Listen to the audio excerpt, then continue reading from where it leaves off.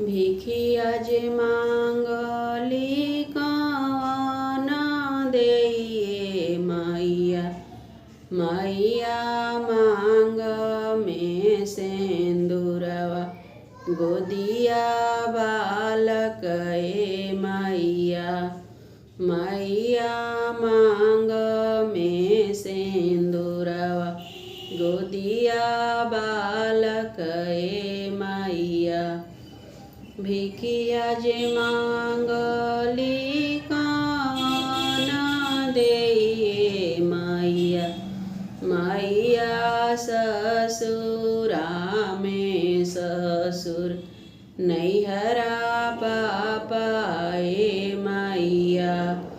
मैया ससुरा में ससुर नैहरा पापा ए मैया।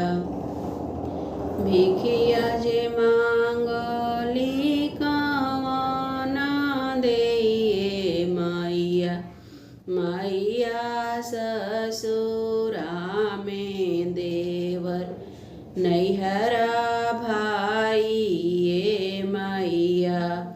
मैया ससुरा में देवर नैहरा भाई ए मैया।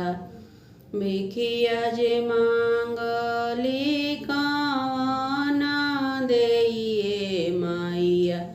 मैया ससुरा में ननद नैहरा बहिनी ए मैया।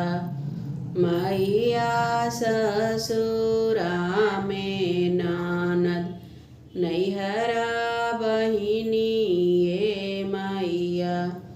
भिखिया जे मांगली कवन देइए मैया। मैया भरल रहे कुल परिवार